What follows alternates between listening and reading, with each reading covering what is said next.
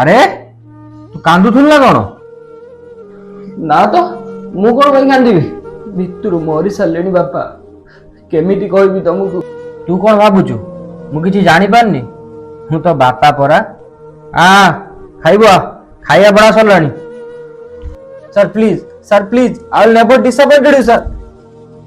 କଣ ହେଲା କି ରେ? କିଛି ନୁହଁ ବାପା, ଚନ୍ଦନ ସହିତ କଥା ହଉଥିଲି।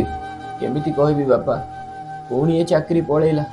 ପୁଣି ମୁଁ ତମ ଉପରେ ବୋଝ ହେଇକି ରହିଗଲି ବାପା। ଚାକିରି ଚିନ୍ତା କର ନା, ତ ବାପା ପର୍ଯ୍ୟନ୍ତ ବଞ୍ଚିଛି। ମୁଁ କହୁଥିଲି କି ଶର୍ମା ଅଙ୍କଲଙ୍କ କମ୍ପାନୀରେ ଭେକେନ୍ସି ଚାଲିଛି, ତୁ ଅଙ୍କଲଙ୍କ ସହ କଥା ହେଇକି ଦେଖ। ତୁ ଶୋଇନୁ ଏପର୍ଯ୍ୟନ୍ତ? ବାପା ତମେ ଶୋଇପଡ। କେତେ ବି କଷ୍ଟ ଆସିଲେ ହାରିବୁନି ପୁଅ, ବେଶୀ ଭାବନା, ଆରାମସେ ଶୋଇପଡ। କିଛି ଦରକାର ହେଲେ କହିବୁ ମତେ। ଠିକ ଅଛି ବାପା।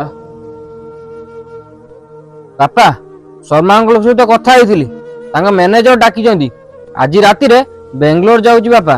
ବାପା, ଖାଲି ହାତରେ ଯାଉଛି ବାପା। ସେଠି ପହଞ୍ଚିକି କେମିତି କଣ କରିବି କିଛି ବୁଝିପାରୁନି ବାପା। ତ ବ୍ୟାଗରେ 10,000 ଟଙ୍କା ରଖିଦେଇଛି, ସେଠି ପହଞ୍ଚିକି ଦେଖିକି ଖର୍ଚ୍ଚ କରିବୁ। ଥ୍ୟାଙ୍କ ୟୁ ସୋ ମଚ୍ ବାପା। କାଶ ତମକୁ ହକ୍ କରି କାନ୍ଦି ପାରନ୍ତି।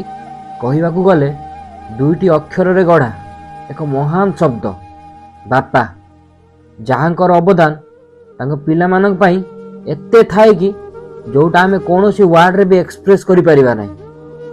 ଲଭ୍ ୟୁ ବାପା।